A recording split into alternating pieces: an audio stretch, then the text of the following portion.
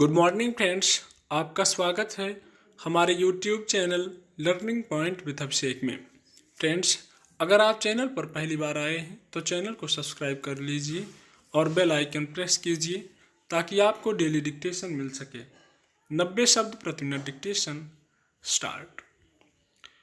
भारतीय चिकित्सा अनुसंधान परिषद ने प्लाज्मा थेरेपी को कोविड-19 के लिए स्वीकृत इलाज की सूची से हटाने का फैसला किया है। पिछले साल भारत में हुए एक बड़े अध्ययन में पाया गया था कि प्लाज्मा थेरेपी से कोविड मरीजों को कोई फायदा नहीं होता। इसके बावजूद आईसीएमआर के दिशा निर्देशों में इलाज का यह तरीका बना रहा। इसके बाद भी कई अध्ययनों से यही निष्कर्ष निकला कि इससे न तो कोविड संक्रमण की गंभीरता कम होती है और न ही मरीज के जल्दी स्वस्थ होने की कोई उम्मीद होती है। पिछले दिनों ब्रिटेन में 5,000 मरीजों पर एक बड़ा अध्ययन किया गया, जिसके नतीजे 14 मई को प्रतिष्ठित चिकित्सा पत्रिका लैंसेट में छपे हैं। ये नतीजे भी यही बताते हैं कि कोविड-19 के इलाज में प्लाज्मा थेरेपी की कोई उपयोगिता नहीं है। कुछ समय पहले भारत के कई प्रमुख डॉक्टरों और वैज्ञानिकों ने केंद्र सरकार के मुख्य वैज्ञानिक सलाहकार डॉक्टर के विजय राघवन को चिट्ठी लिखकर प्लाज्मा थेरेपी को मान्यता प्राप्त इलाज की सूची से हटाने की मांग की थी।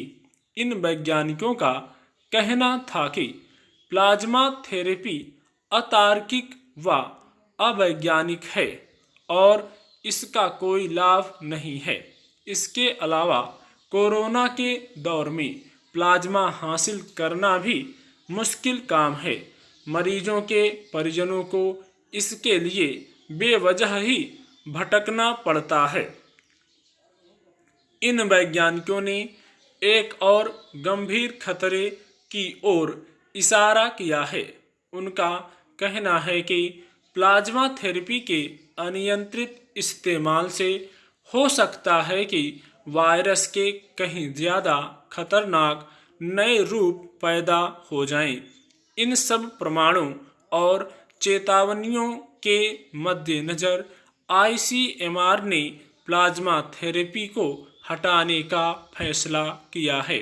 हालांकि हम नहीं कह सकते कि प्लाज्मा थेरेपी का इस्तेमाल पूरी तरह से बंद हो जाएगा, क्योंकि कोविड के इलाज के लिए डॉक्टर और मरीजों के परिजन अक्सर जो भी इलाज संभव होता है वह करते हैं, चाहे उसका असर प्रमाणित हो या न हो।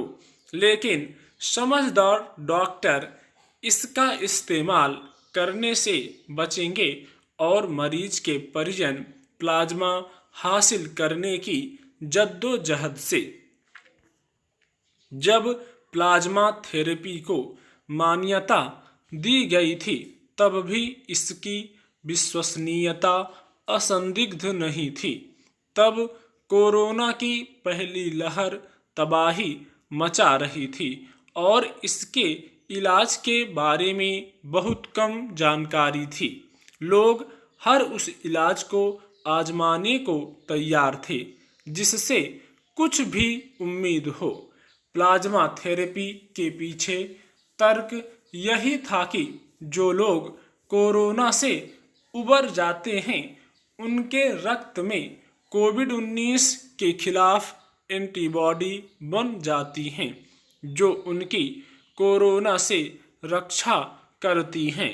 यदि कोरोना से उबरे हुए व्यक्ति के रक्त का प्लाज्मा किसी मरीज को चढ़ाया जाए तो ये एंटीबॉडी वहाँ कोरोना के खिलाफ लड़ने में कारगर हो सकती हैं। यह तर्क सुनने में जितना जायज लगता है, व्यवहार में उतना कारगर साबित नहीं हुआ। वैसे भी आईसीएमआर ने इसे ऑफ लेबल इलाज के तौर पर मान्यता दी थी, जिसका तकनीकी मतलब जो भी हो, व्यावहारिक मतलब यही था कि इसके असर के बारे में पक्के तौर पर नहीं कहा जा सकता। कोरोना का बहुत विश्वसनीय इलाज ढूंढने की जद्दोजहद अब भी जारी है। इस बीच चिकित्सा विज्ञान भी बहुत कुछ सीख रहा है, अपनी कामयाबियों से और कुछ अपनी गलतियों से। यह भी एक ऐसा ही उदाहरण है। स्टॉप।